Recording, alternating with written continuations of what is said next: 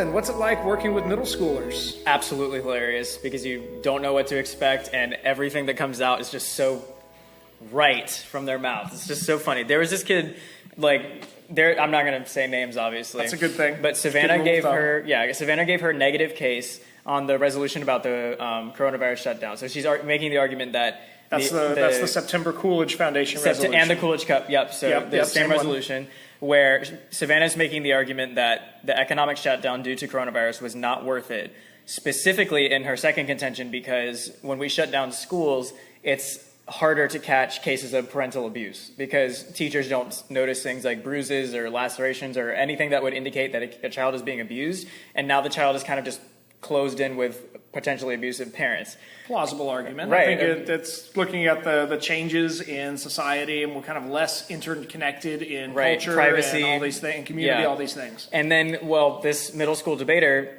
wanted to make we were cross-examining, and then he raises his hands. He's like, well, I wasn't abused during the pandemic by my parents, so therefore, and then tried to use a personal anecdote to disprove her point, and all of us we really lost track of that. we were all celebrating the fact that our kid wasn't abused. Well, that is a wonderful thing to celebrate, and you really never know what kids will say. What's that YouTube channel that you showed me where it's like some good news? Yes. We should put that on some good news. It's like, breaking news, kid from Thales, Rollsville was not abused during the coronavirus pandemic.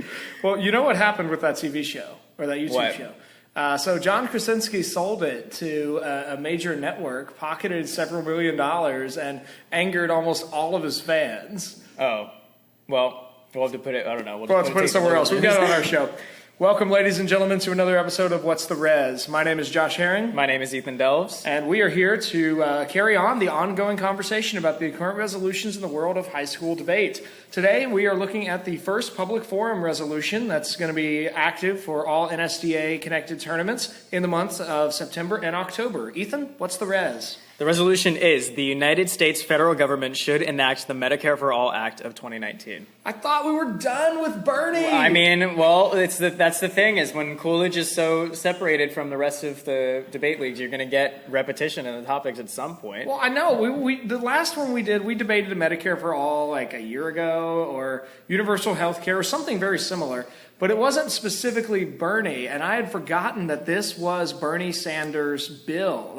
I went and looked at it this morning. Bernie Sanders introduced this in the Senate, and a representative from the state of Washington, I am probably going to butcher this name because I didn't really look it up, but I'm going to go with Pramila Jayapal, introduced it in Congress, and this is literally Bernie Sanders' socialized, single-payer Medicare for all. Well, I guess we're not done with the topic, and we probably won't be done with it for a little while longer, too, because this is just going to come up in some form or another in the future. Well, it's an election year, and I'm sure, as far as I know, Biden does not have a stance on this, but I'm sure Medicare for those who want it, I think, the median sort of perspective, which I really want to talk about on the show today as well. And Pete Buttigieg was also polling for that as well. Medicare for those who want it? Tell me more. I don't know much about this. So think about the different extremes. There's, right now, I guess in the status quo, you have state programs that you can sign up for if you meet certain criteria. You have private health insurance, whether it's employer-sponsored or hopefully not paid for out of pocket, and then the Medicare for All alternative. So Bernie's huge point on his campaign was that he's pulling for Medicare for All because, healthcare is a human right is one of the things he would say a lot, and it should be guaranteed to everyone with no copay and all this stuff. And Pete Buttigieg and Joe Biden are not willing to go as radical as Bernie is because a lot of their supporters are more centrist, and you'll find that Bernie gets a lot of younger supporters that believe in this type of thing, but Biden wants to appeal to masses. Buttigieg wanted to appeal to more people, and they see this as a more viable alternative as well, and the alternative is Medicare for those who want it. So it's a government program that you can sign up for if you want the health care, but if you want to keep your private insurance plan, you're still able to do that. Did you look at anything that looked at the fiscal solvency of the Medicare for Some idea? No, not. Okay. But my main idea for that is not. I wasn't actually. If I were to bring this up in a debate round, it wouldn't be a solvency issue that I would begin with. I don't think. I think I would start with the fact that that's a really rare, or the fact that this is a really rare type of government idea, I guess you could say, warrants looking into it a little bit closer. Because with current government programs, you have programs for those who need it, like food stamps, like Social Security, You have government programs for those who have earned it, like pensions, military pensions. My cousin was like head of one of the sanitation departments in New York, and now he gets a pension for working for the city for so long. He was like 30-something years. But a government program for those who want it is a whole entire different category. And how do you justify using taxpayer dollars from those who don't want to participate in a program for something that's optional, that you can opt in or out of because you want it, not because you need it or you've earned it?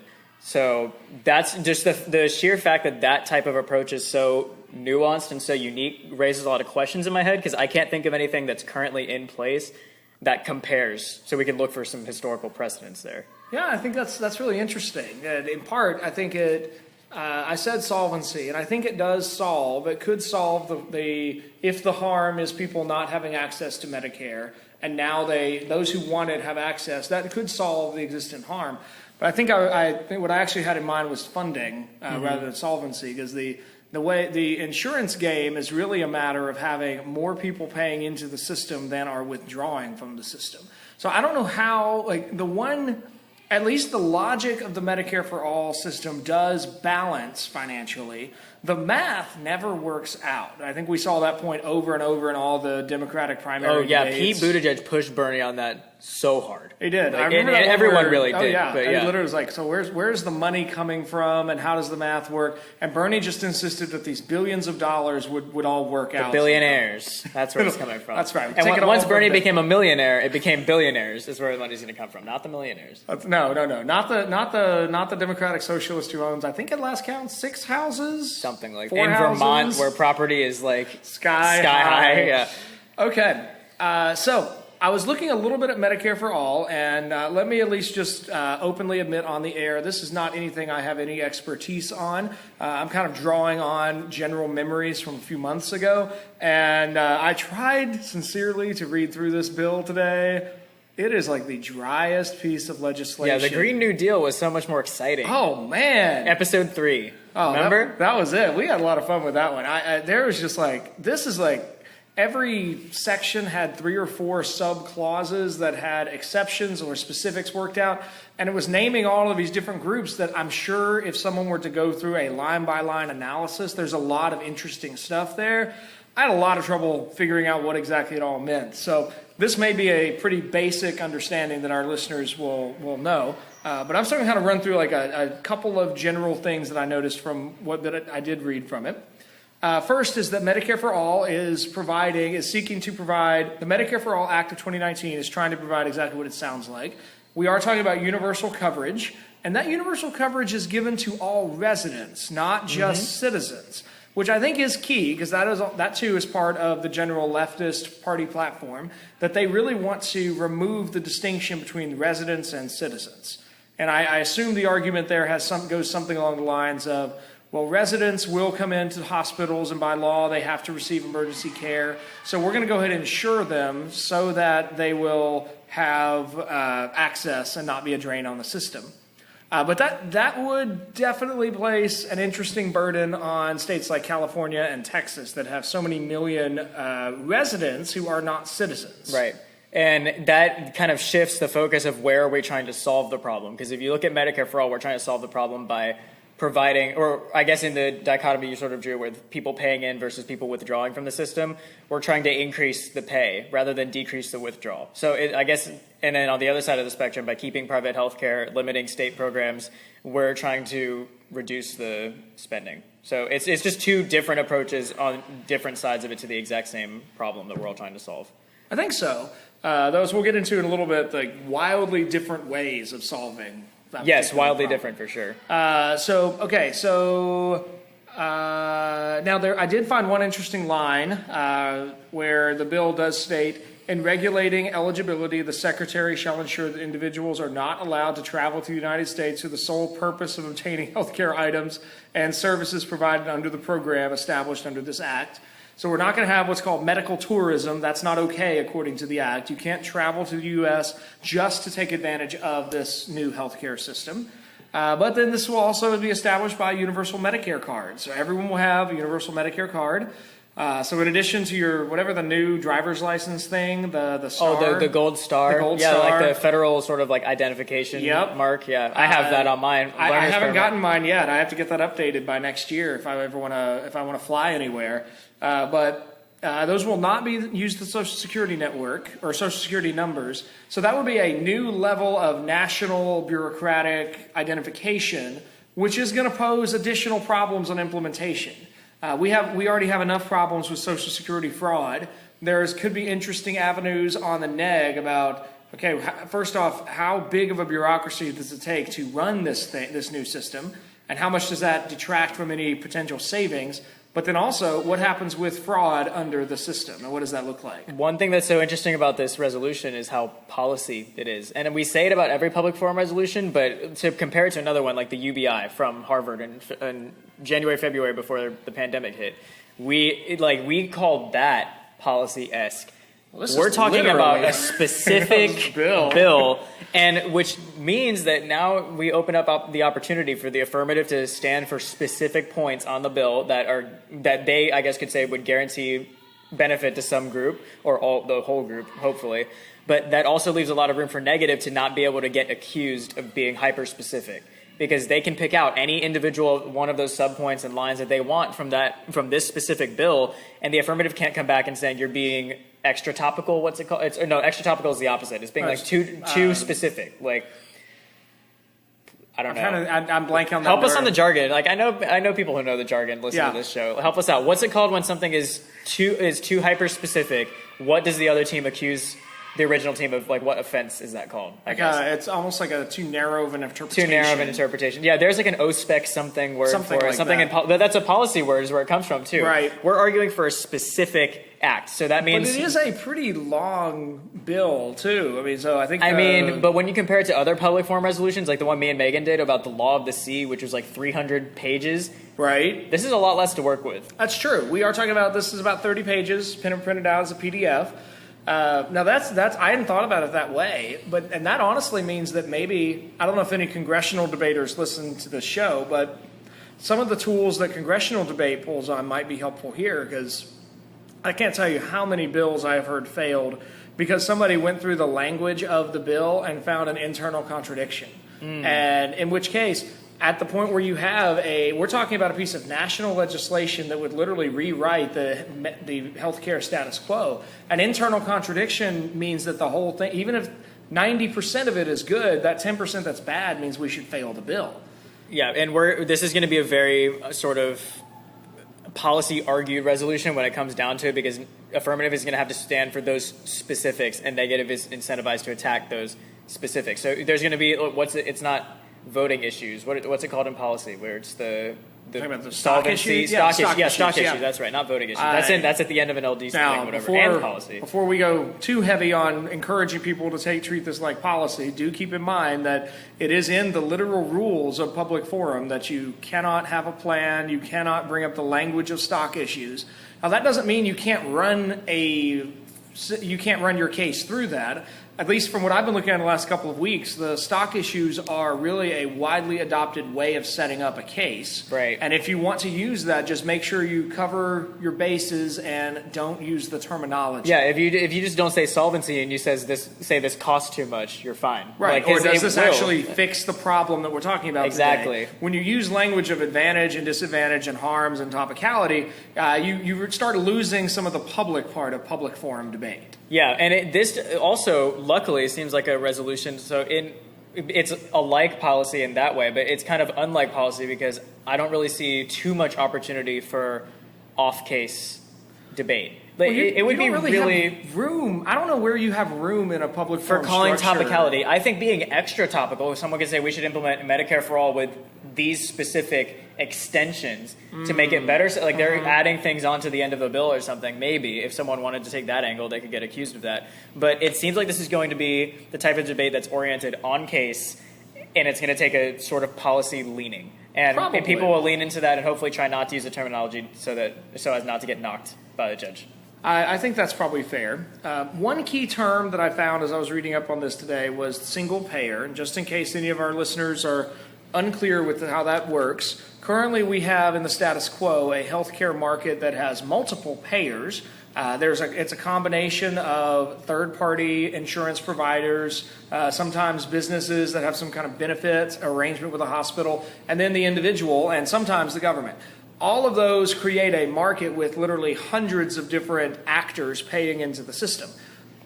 All of that would be gone under this bill, where now we have a single payer, and that single payer is the United States federal government. Ethan, do you see any perks for a single payer system? I do, and specifically for the reason that the single payer is the government.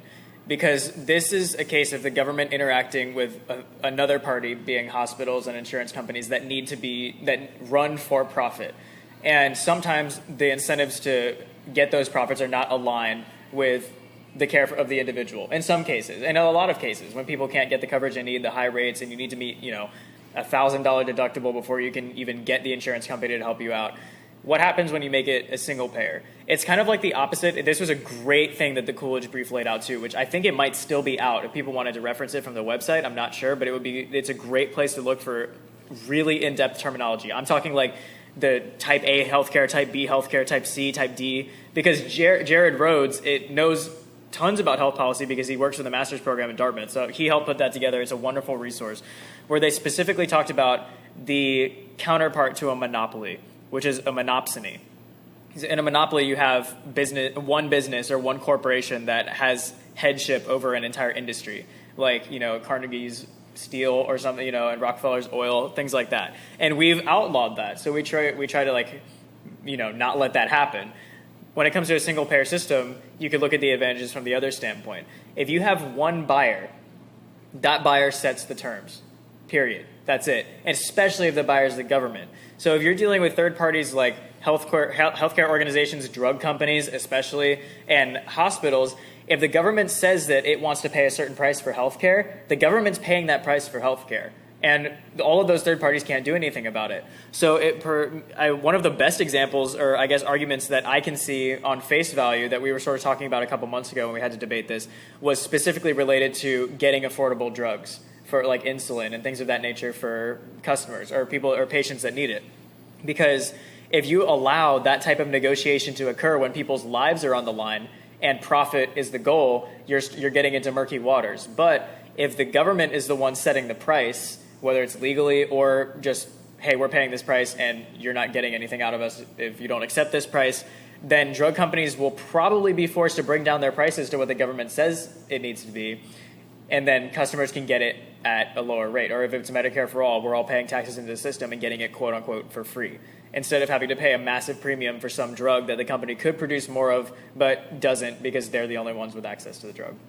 I think that's a huge argument on the pro side of this. Though I think it ignores, like most of the arguments that the Democratic Socialist positions can access, it ignores a lot of what really happens when such ideas are put into practice. I'm thinking of two counterexamples. The first is higher education and the idea of having the U.S. federal government subsidize the cost of higher education to make it more affordable for more people. I think we talked about this on the show before. What actually happened once universities realized that the federal government can literally just print money to pay its bills. So there's literally a blank check to that and colleges don't have to negotiate directly with the government. They can tell students to borrow money from the government to pay their bills, which is a little more complex than the single-payer system we're describing here. But I think it's a germane example because you still have the federal government as the ultimate source of funding. What happened was that the cost of college went up something over 300% very quickly. Is that because of coronavirus? No. That's probably because, more. No, maybe less because we're talking over a much wider for time scale. Okay, that's like from. It's weird how we have to justify things in like pre-corona, post-corona. Oh, I'm going way back, man. I'm going back to 1945. Go ahead. Sorry. Like circa 1945, you have the cost of college is something like it is a. But let's go to a little even different example. My dad went to college when my dad was in college in the late 70s, early 80s. College tuition for him at an in-state private college, Samford University, was about $6,000 a year. It's what he could earn in working full-time as across summers and then part-time during the school year. Whereas today, colleges run between $20,000 to $80,000, depending on status. Well, part of the massive increase there is not just inflation, but also the fact that the U.S. federal government is subsidizing the cost. So there's no incentive for colleges to keep their own costs down. And so what I would argue is that, yeah, it sounds great if the U.S. federal government actually does subsidize or does control the prices. In reality, when that happens, it never works. What happens is that the government will end up paying what hospitals demand or what drug companies demand, because what politician is going to be on the hook for 10,000 diabetics dying because they refuse to because companies can't produce insulin at the permitted rate? No politician is going to do that. Instead, they're going to do the opposite. They're going to be like, okay, we're just going to pay. And at which point that communicates to a company, you paid $1,000. I bet you might pay $1,500 a shot. And now they're just going to up that. But you could legislate around that, I'm sure, and put caps on what they could charge. And if you have the legislation to back you up, then you could save money that way. Now, we're talking here about, now this may be a difference between the debate world and can I make this argument? You could make that argument. In the real world, that will never work. In the real world, that's what's called price fixing. It's been tried countless times with countless different necessary for life substances, primarily bread in the 18th century, and it doesn't work. Because what it does, all of this is, the position you were representing a moment ago at least, is ignoring the way the free market actually does work, where we have a mass amount of private enterprises that through no clear plan or structure produce a product that is available at a price point for consumers. And then consumers meet the price point and purchase it, and this all sort of works. And there's this idea that if we could all sort of centrally manage this, we could accomplish the same thing at a much lower price point. That's really not the case, because once you put a specific structure on top of it, suddenly it destroys the efficiency of the free market. I'm thinking, and yeah, that analogy to colleges was really good too. The only point against that I could come up with, like in a minor thing, is that a lot of the prices colleges advertise are sticker prices, and you'll end up paying a lot. But like UNC Chapel Hill, which is where I'm one of the colleges I'm considering applying to, meets 100% of aid that FAFSA dictates you should pay. So, and for some people that might be like near nothing, but it just I guess that's the only thing I can think of. For a lot of people, that is going to be near nothing. Right. So that's a great example and a good analogy. And the only sort of, I guess my mindset around trying to piece things together when it comes to stuff like this is looking at the differentiating factor. So what makes, Medicare for All different than the current government programs? And that's where I kind of came up with there's ones where people need it, the ones where they've earned it, and the ones where they want it. And I'm sure there's more categories in there as well. It seems pretty extensive. But and you just brought up two things like, or life essential things like bread, and for example. It seems like it couldn't work or this type of program, this type of democratic socialist approach that we're considering couldn't work for stuff like that. But if we're considering the commodity, which is a terrible word to put on this right now, at play, governments have heavy regulations on things like water, things like energy, and subsidizing energy industries, and making it so that people have as much access to the grid as possible. And even if you took a more environmental approach to it, air pollution, what's to say we can't achieve something similar or go for something similar when people's lives are directly at stake with the healthcare system? I think I'm trying to wrap my head around that. So I guess the main suggestion, it's barely a point, it's more of like a suggestion I'm trying to make, is if the government takes, because there are some things that, and this is a very traditional sort of argument too, not like traditional in that sense, but like a timeless argument, I guess you could say, is that there are some things that should be free market, and then some things that we need to put a stop on, like monopolies, for example. And because when you let the free market go a little bit too far, you end up with monopolies like one guy has access to all the oil, one guy has access to all the steel. So what happens when we make it so that there's many people or many entities involved in the healthcare system, but it's not one guy has access to all of it, it's one payer gives access to everybody else? So two things there. First, I'd want to back up to the nature of the free market. Friedrich Hayek argued, I think, he at least gives my favorite example of what the free market should look like, and that's the free market. We tend to think of the free market almost in the old French phrase laissez-faire. Let's let it be. Let anyone do whatever he wants and it's fine. That's not really a free market, because in that kind of laissez-faire environment, you're really at a state of nature with whoever has the biggest economic stick. Mm-hmm. And that doesn't create justice for the masses either. Hayek argued in the aftermath of World War II, as a member of the Austrian School of Economics, that the free market done right does have a role for a strong government presence. And the government's presence is more like a referee at a soccer match.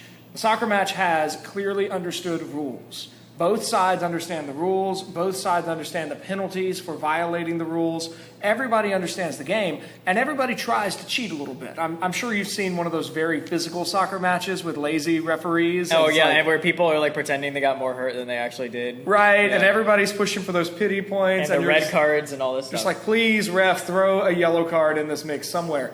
Well, the government should operate like that, where it's enforcing the rules so that create fair competition. But where Hayek and the Austrian school at least maintains is key is that really competition is the engine that drives prices down for the consumer. And what I'm very nervous about with this Medicare-For-All Act is that it destroys competition. And so where you're seeing that lack of competition that's creating a streamlined single-payer system that's going to reduce price, what I see is that instead you have the government, and let's not even get into the question of who exactly is the government.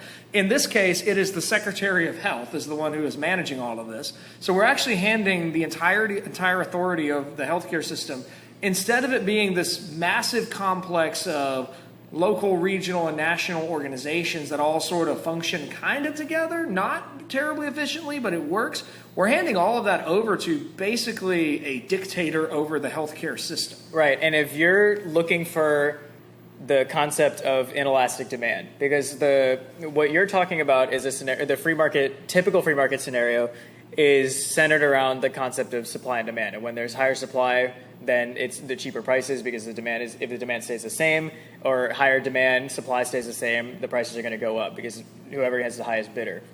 But there are several products and several instances where demand for a product doesn't change because it's a necessity.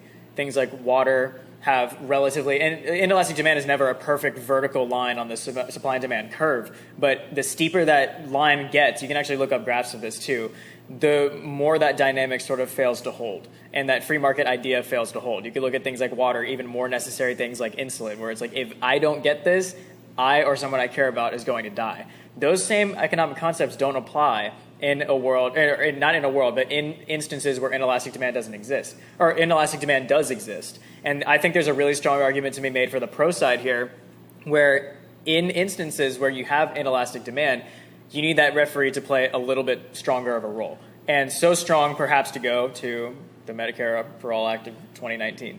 Now, I think I can see that if we are talking about legitimately life-preserving operations and medication. I can see the inelastic demand there. Where I have trouble with that argument, and we should probably start wrapping this up here in a moment with some suggestions on pro and con here in a second. Right, something like straightforward. Exactly. Yeah, because we ranted for a little We've bit. kind of gone afield there. And I've got to eat dinner. Right, that's important.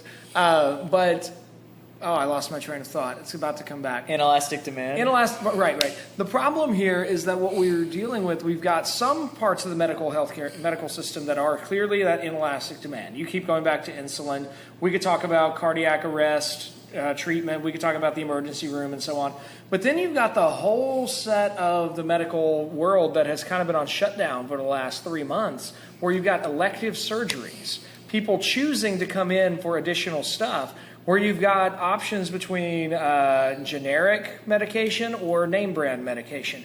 And you've got all kinds of choices in there where there is a supply and demand as well. So we've got a complicated situation. Here's what we need. We need a plan-inclusive counter plan where the goal is not Medicare for all. It's some aspects of Medicare If you keep for all. bringing up policy into every episode, I don't know anything about policy. I'm going to make you do policy debate. That's something. I know nothing about policy. I could not succeed in that realm. I'm an LD debater, but I do know that people like to run policy arguments in LD. So why don't we just have some aspects of Medicare for all, and then some aspects where, hey, it's up to you. Well, the residents. Let's shift to. I'm going to make 3 very quick arguments on pro. Now I want you to tell me if you see any harms or any problems in those arguments. Okay. Okay.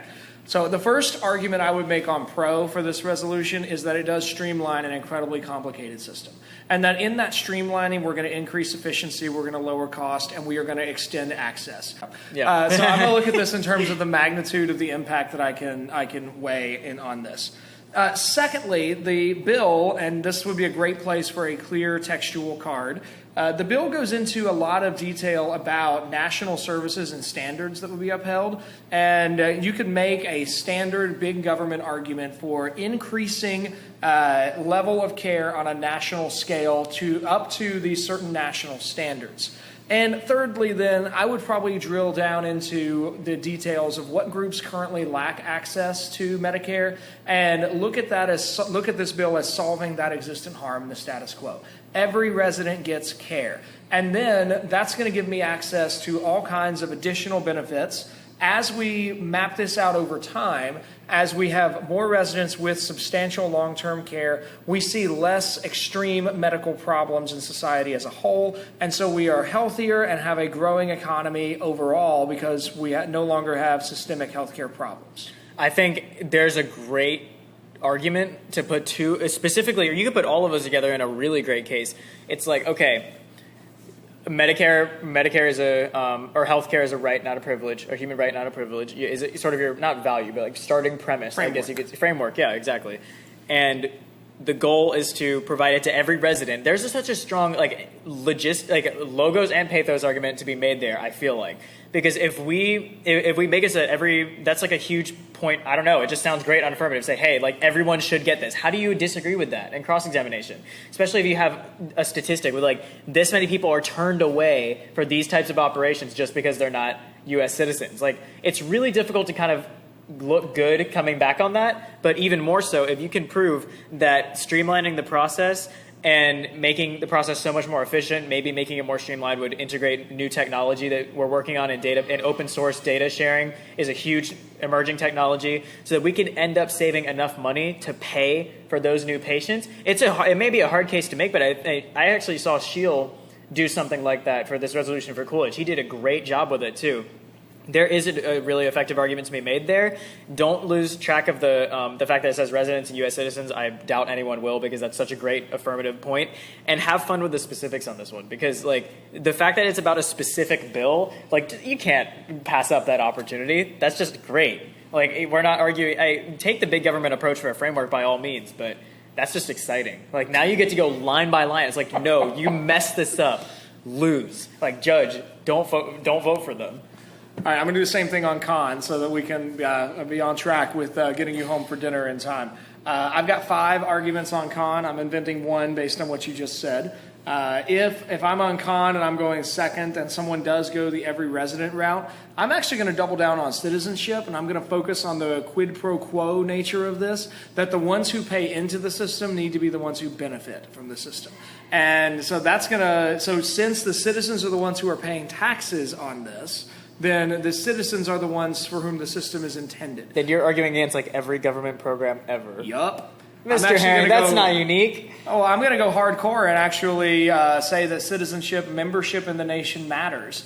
Membership in the body politic matters, and you don't just get to be here and get to take advantage of all of our social programmings, especially if I'm on con on this argument. Yes, and that's a great direction to go. So I'll grant you the argument's not unique to this problem. It's the same thing with education. Texas is a great place to look to for that because they have huge problems in their public schools because they have so many illegal residents who are they're flooding their system. So there are schools that are intended for students of 1,500 have 2,500 students and so on. You can imagine the logistical nightmare that places. Now, with most quasi or full-on conservative arguments, you hear the facts versus heart in this distinction. If you go make the citizenship argument, just be ready to stand your ground and don't let your opponent basically go bleeding heart liberal all over you, because that is the immediate liberal response here, is to say, but they're humans, and you need to basically be cold-hearted enough to say that doesn't matter. We're talking about those who pay into the system need to be the ones who are entitled to benefit from the system. Or, I mean, you could be just as heartless and still make the argument that there are state programs in place for those who qualify for it and those who need it. And then there's that little gap in the middle of those who are missed, or a big gap if you're able to make the argument. And then there's all the rich people that could pay for it. So it's like, from a utilitarian calculus, we've got a pretty good status quo going for us. Argument number 2 on the con. Every time Bernie Sanders pitched this at a Democratic presidential nominee debate this past year, he was nailed on the numbers. This thing is impossible to pay for, and there are countless analyses all over the internet. You can find the cards for it that are looking at just how much the numbers don't add up. I would cross-apply this, or there's my policy language. I would cross-apply the logic. Cross-apply what I said earlier about the complexity of the market with a great line from Adam Smith, where the free market moves as if it's governed by an invisible hand. No one can really see how it all fits together in such a way that you can plan it and you can organize it. There's an invisible hand guiding it all. As soon as we try to actually lock it all down, the whole thing evaporates. So if you're on con and it seems like pro is doing a great job spinning this great dream, nail them on the numbers. Make them explain where the money is coming from to pay for this. Make them give you an actual number for how expensive this plan is, because it is hugely, hugely expensive. Argument number 3.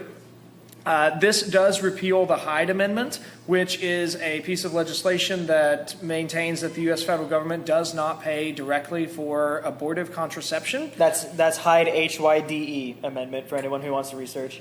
So what we are dealing with right now then, and I don't want to sidetrack our episode into a rant, so I'm going to try very hard not to, but we are dealing with one of the most controversial pieces of life in the United States. Since 1973, how we handle abortions in this country is something that is just completely polarizing. So on con, you have all kinds of things you could do with that. You could look at just how much that will mean this has no possibility of getting passed in a even partially split legislature, because that means that everybody on the pro-life side will vote against this. There's all kinds of other things you could do with that, but this also requires all kinds of money going to something that about 50% of the country is opposed to, which is troubling on various fronts. We've already talked about my third argument a little bit, that this requires citizens paying for non-citizen residents' health care. That is problematic in a variety of ways. And lastly, this ignores the reality of how the free market works. I've kind of shelled that out a few different ways on this episode.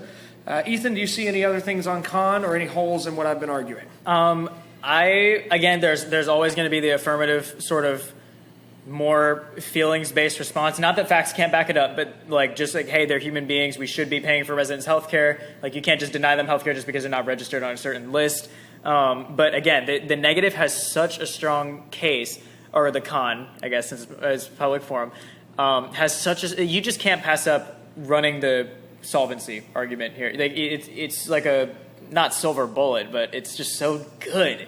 How are you going to pay for it? And especially if we're paying for all residents and not just all citizens, that already, definitionally speaking, means that there's going to be more withdrawers than payers. So you already have that. Any insurance system. Okay, yeah, exactly. So unless we're going to save a ton of money in other areas, which is really difficult to prove because that's, trying to predict the future and how, healthcare providers, hospitals, drug companies are going to react to this, con just can't pass up the opportunity for a really good solvency argument. And I think the Hyde Amendment would be such a cool thing to include in the case as well. So I like all of that on con, especially the solvency, and who wouldn't?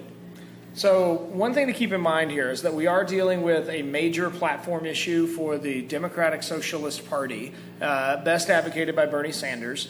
This is definitively a socialistic program in the sense that even by formal definition, where socialism involves the government owning the means of production, that's not exactly what's happening, but the government being the single payer comes really close to that.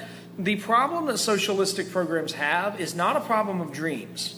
They're great at dreaming up and even modeling a predictive account of how their programs will work. The problem the socialistic programs usually have is a problem of scale. A socialistic program where everyone pays in and is able to get an even share, that works really well for a group of 6 friends who are splitting dinner. When you expand it to 30 people, inevitably you're going to have somebody who forgot his card or forgot his money, and 29 people are paying for 30 people's food. And when you expand that to 300 million Americans or 365 million Americans, we're going to have, this gets infinitely complex. And you require them to pay for everybody who forgot their card. Now we've got a huge, it just becomes a really big problem. So I would argue that the pro has the rhetorical advantage here, in that pro has the side that is really easy to dream a very clear dream. And pro, your job is to make that dream seem as plausible as possible. So that's where you need to dig down into the stats, the studies, the numbers, show where the current excessive cost in the Medicare medical system are and how this will solve for it. Con, you don't have the rhetorical dream of pro, but you have, as Ethan already mentioned, the solvency story. And if you keep to the evidence and keep to the facts, you should be able to shred everything that pro gets out. Yeah, and really lucky in the rules of public forum, there's no opportunity for a counter plan because you could just nuance any little thing that you wanted to and of this specific bill and get away with murder, essentially. So there you go, with more policy language. Just saying. Okay, whatever. I'm doing LD. So I'm not tired of this resolution. I don't know, if the debate world in general is tired of this resolution. I think it's cool, and the fact that we're talking about a specific bill really just drives it home. I think it was fun to do a 42-minute episode about the Medicare for all, even though we just talked about it for a few months. I think it's still fun, and there's tons of solvency arguments to be made. There's tons of streamlining, efficiency, saving money arguments to be made. Bring a calculator because you're going to need it unless you're a math genius. Which I certainly would need the calculator for all the complexities of the healthcare system. But yeah, this should be a fun one. And I really want to hear some feedback about not only this episode, but how these tournaments go. And what types of arguments people are running. Because I think that would be so cool. So if you want to email us and give us some feedback on the episode and tell us how your tournament competition went, please do so at whatstheres@gmail.com. That's WHATSTHERES@gmail.com. Follow us on Instagram, Twitter, and Reddit at whatstheres_.